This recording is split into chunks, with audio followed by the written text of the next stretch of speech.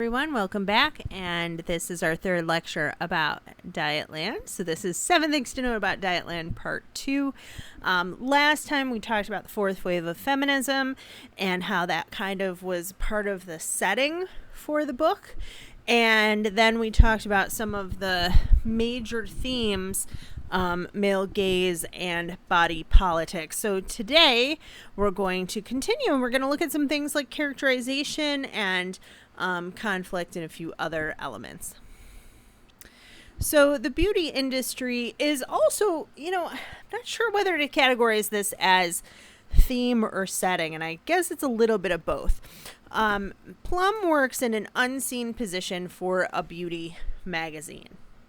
Much of that portion of the story is a critique of the beauty industry, which is primarily run by women, but plays into the male gaze as well as the objectification and dehumanization of women. So in particular, this has an influence on younger girls and teenagers. And so Plum is in a position where she's really able to see how this magazine has been affecting these girls and, sort of the culture that their magazine represents.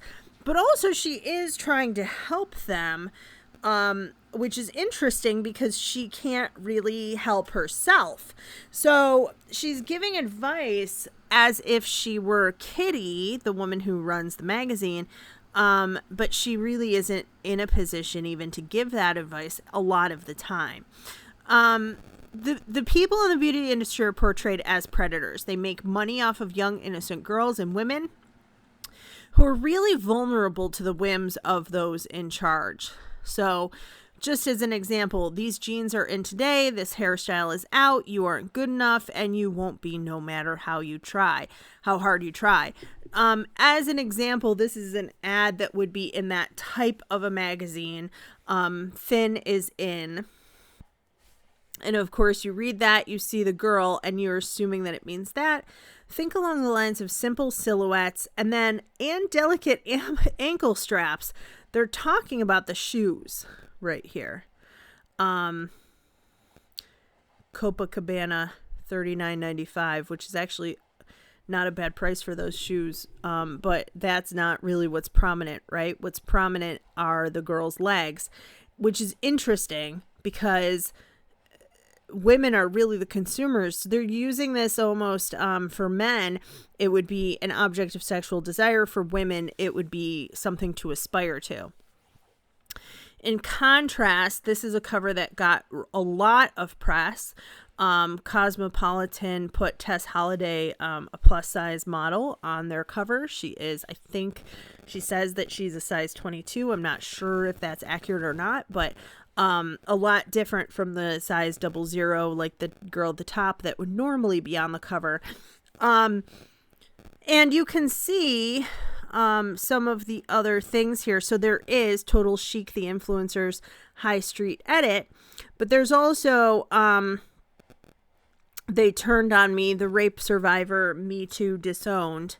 And then the supermodel story here. Tess Holliday wants the haters to kiss her ass. So this is something that came a little bit later than the book, just a year or two. But the beauty industry that Plum works in does not accept that and would never put someone like that on their cover. And so if she's somebody who identifies with looking like Tess Holliday or a number of other celebrities who are larger in size, she doesn't have that representation.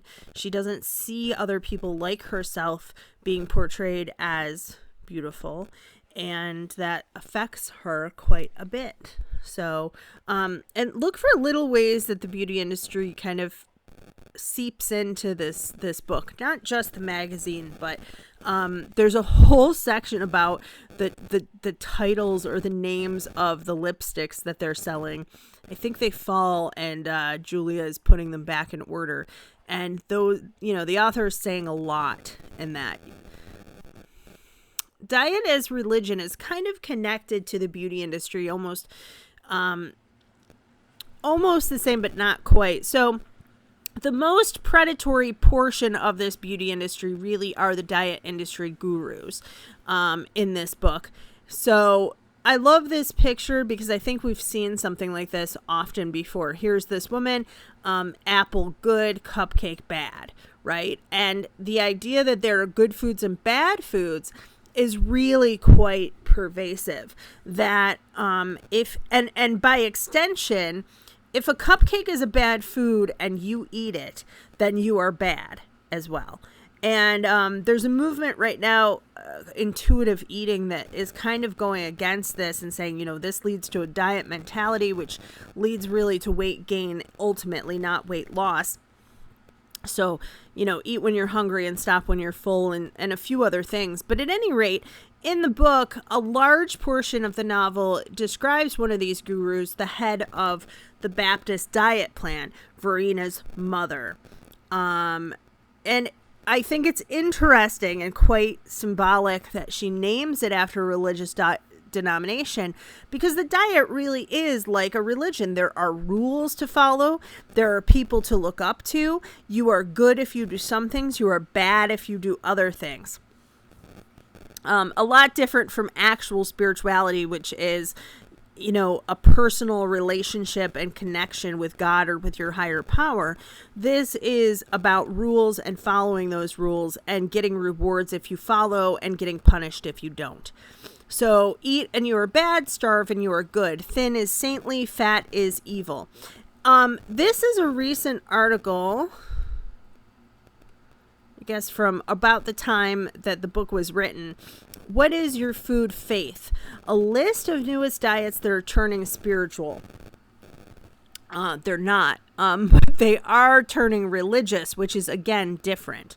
So this article talked about things like paleo diet, like the keto diet, Atkins, Weight Watchers, South Beach, you name it. Back when my parents were younger, they were doing weird things like the cabbage soup diet, where you ate soup a lot of the time. The grapefruit diet was another one. You would eat only a grapefruit for breakfast and then half a grapefruit with lunch and half for dinner and another as a snack. And I think the idea was that they were acidic and that they would, help you burn calories. I'm not really sure. But again, a lot of rules and a lot of shame if you don't follow those rules correctly. So the idea of eating clean is so pervasive in our culture. I don't think that we even think about it. And it's one of the reasons I assigned you guys this book. I want you to think about things like the male gaze and think about body politics and think about dieting as religion. Many diets eliminate or restrict these bad foods.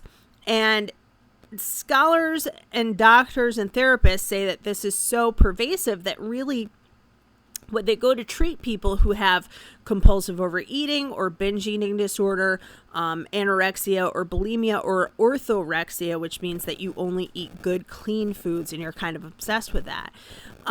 They say that it's so pervasive that when they go to heal these people and treat them, spirituality plays a large role. So you get things like 12-step programs for people with problems with food, such as OA, Overeaters Anonymous, FAA, which is Food Addicts Anonymous. They're very similar, but I think they're kind of in different regions. FAA tends to be a little bit more out west, at least that I've seen. And those are based in the AA model. That the first step is admitting that you have a problem that is uncontrollable. The second step is admitting that there's a higher power who can help you. And the third step is, I think, surrendering that problem to the higher power. So that, and the studies have shown that that is true, that people eat for love and for acceptance and for these things that in years past would have been filled by spirituality or possibly, by extension of that, an actual organized religion. So in the book, Plum is struggling with this. She feels bad, she feels disgusting, and really less than because she was unable to follow this Baptist diet plan. And again, she finds out sort of what happened to the woman who started the plan and how it hurt other people. But in the beginning of the book, she really does feel surgery is her only way out. And she cannot be good or be herself without being thin. I want to say, too, this is not an indictment against weight loss surgery. There are some people, several who I know, where this has worked for them. It was a tool to help them get healthy. A lot of times they had a weight issue because they had trauma in their past, or because they had really an eating disorder with binge eating or compulsive overeating. And other people I know had a different health issue. One person I know had major issues with their legs, and that sort of left them almost immobile, and then they gained a lot of weight. And then they had depression, which made them gain more weight. So it can be helpful, but for Plum, she's not looking at it as just a tool to be healthy. She's looking at it as something to change herself completely, to get away from the person that she is. And her reasons for that are explored quite a bit in the book. So when she realizes that the founder of the plan was actually like, look for whether her feelings change, or if her diet is so closely connected to who she is. She's in a different program, which is obviously supposed to be like Weight Watchers, called Waist Watchers, and is weighed in front of people and shamed for not losing enough. And that's one of the only activities she does. She stays at home and then she goes to these meetings. Female relationships come later. So initially this diet is like a religion that she's failing at, and Plum rarely leaves her apartment. She has Carmen, a friend who owns a cafe, but really no friends, a few interactions except with her boss, in the earlier portions of the book. So Carmen is a friend. Kitty is almost a villain, and she sort of represents the beauty industry, all the things that Plum wishes to achieve. But she's also controlled by the industry. And I put here a cog in a clock that just keeps ticking and pulling her along with it. She's helping the clock to tick, but she's also controlled by how the clock ticks. So I want you to really look at her characterization and her relationship with Plum. Is she a villain in this story, or is she also a type of victim?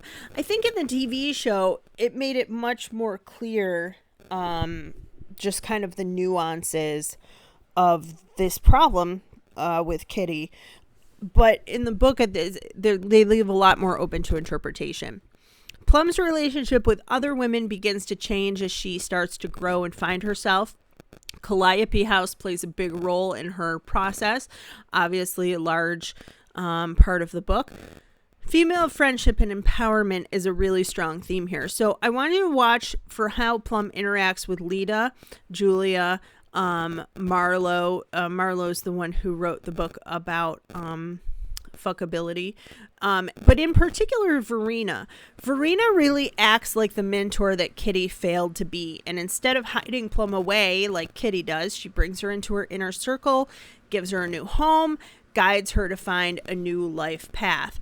In addition, kind of in the background, we have, or, in little spots here and there, Plum has kind of a complicated relationship with her mother.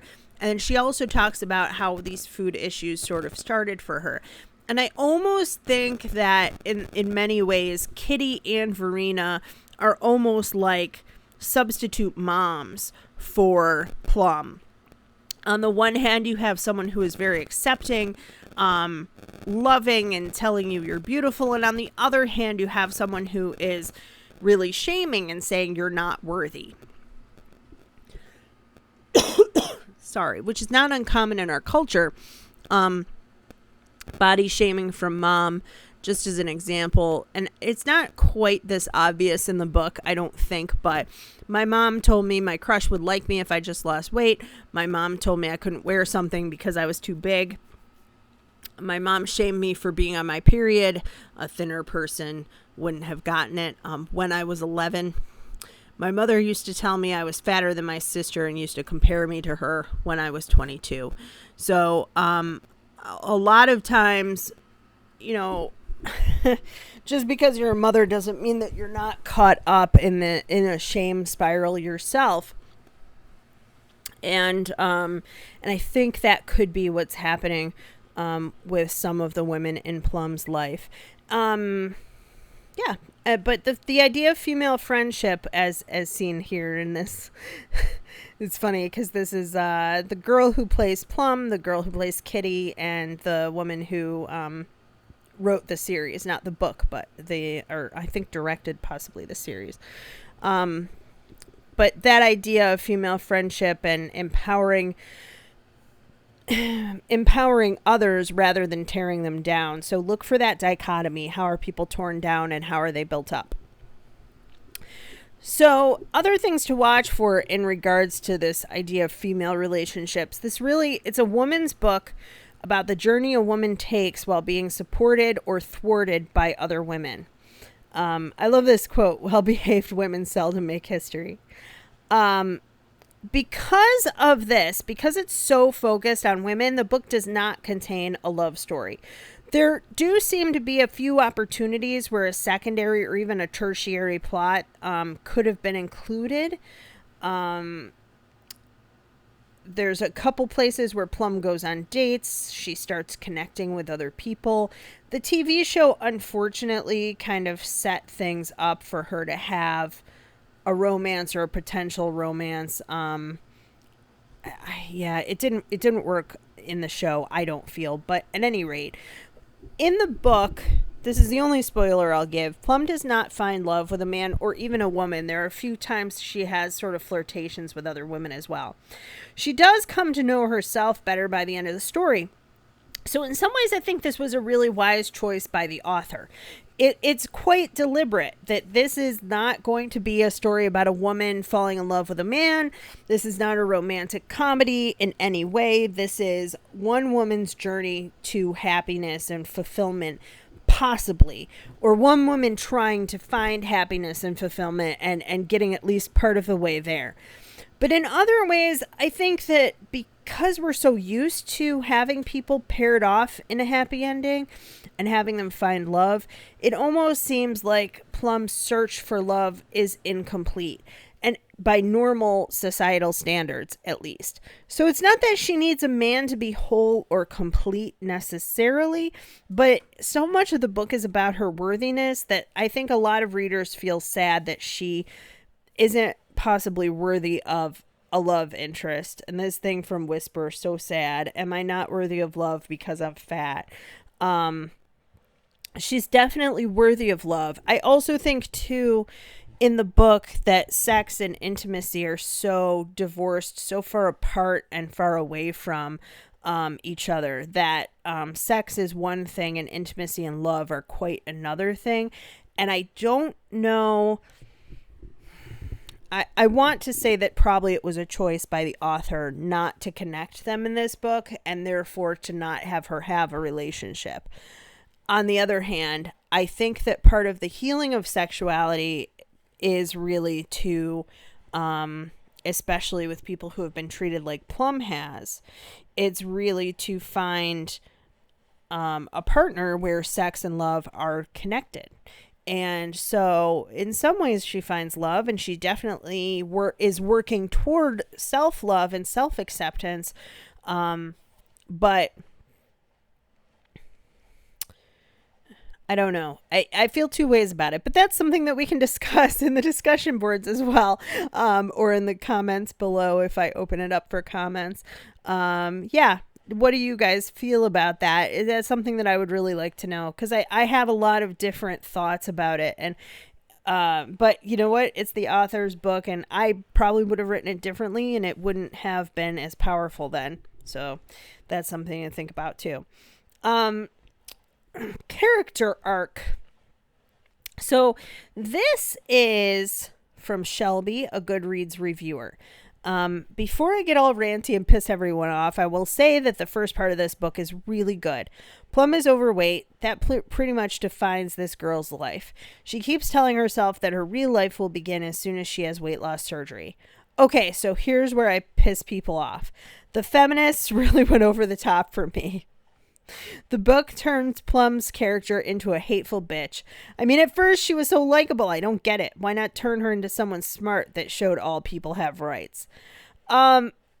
So this is a pretty typical reaction I found with this book, that some people really love this book and other people really dislike it. And this seems to be one of the reasons. So there's a few things in the review I do agree with. When she says these feminists went over the top, blah, blah, blah, she also talks about how the book doesn't address overweight men and their issues.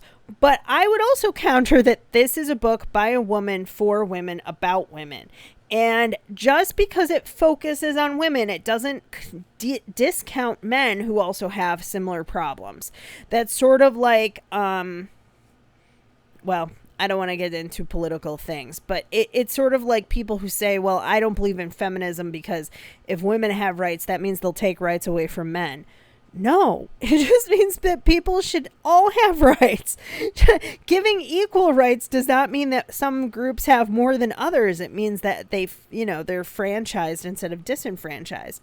So yes, men also struggle with these issues. I think that men could read this book and relate to it.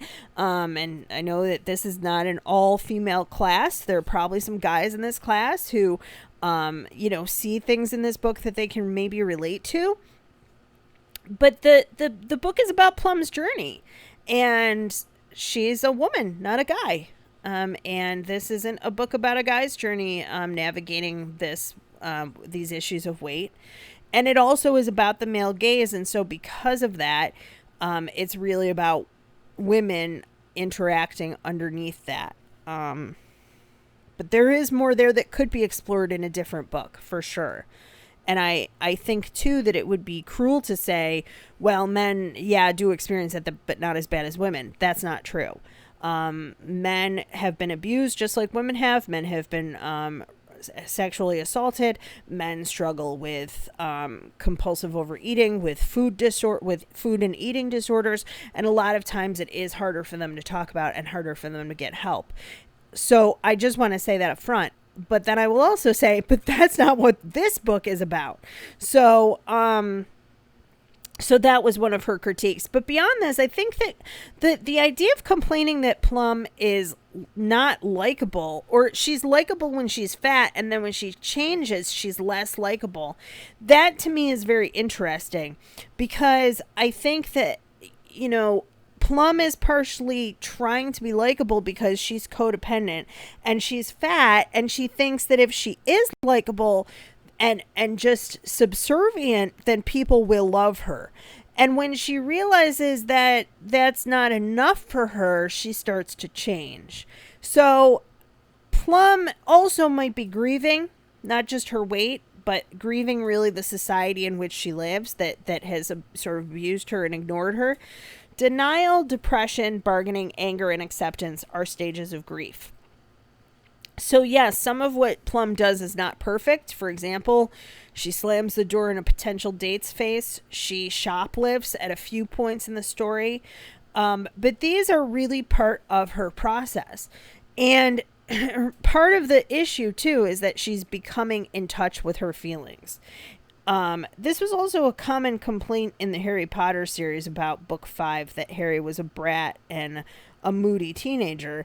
And I argued, well, yes, because he's a moody teenager at that point.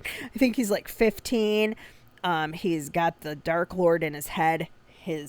People have died in his life, and that's part of going through that process. That's part of maturing and growing and changing. So the fact that she gets in touch with her emotions is really important. And she is angry, and quite frankly, she should be angry in this book. And anger is not always pretty. But you know what else isn't pretty? It's not pretty to feel so shamed that you constantly hide, that you people please, that you become codependent, and you try to make people like you because you don't feel like you're worthy enough to ever be negative. Somebody who walks around and everybody says, oh, you need to smile. You should smile more. You don't know. I'm not here for you. I'm not here for you, and I don't have to smile, and maybe I'm having a bad day. I don't care that the look on my face doesn't please you, right? That's something that Plum at the beginning of the book would not be able to say. hey, if somebody cat calls her in a negative way, like we saw in that clip, hey, and says like, hey, fatty, come on over here. Why don't you shake it? Her getting angry about that is okay. Justifiably so. And if she says F you and stalks off, yeah, that's a proper reaction. But I think a lot of people reading this book want her still to be likable. And I will say, too, I think by the end, we see that come to a close where she finally has some possible acceptance in one way or another. But the process of growth is not always pretty. And so that's kind of important to know. So things to consider. All bodies are good bodies. Throughout the entire book, fourth wave feminism. How does the book reflect the global changes taking place in our culture? Where do women lack power, and where does the author call for a better life for women? And of course, especially in terms of body politics and sexuality. The male gaze. How are women looked at, judged, shamed, or found worthy? How are various characters trapped by this culture? And who has freed themselves from this culture? How did they find freedom? How did they find a voice and power and self-esteem? Violence and dehumanization. How do these come out of the male gaze? How is violence used to fight violence? How do various characters feel about the violence that's going on? Is the author condoning violence by discussing Jennifer and having this as a plot line? I think she was accused of this. So something I would like you to consider. Beauty in the media. How are the media and beauty industries and diet companies all kind of working together and part of the problem? How do they uphold this culture of disempowerment and disenfranchisement of women? Diet, weight, and food. How do diets become religion in the book? Does Plum convert to a different religion by the end? And why do you think she struggles with weight and food? What are the core reasons for her problems? Does she have bad self-esteem because she has problems with food, or does she have problems with food because she has bad self-esteem? And what was her childhood like?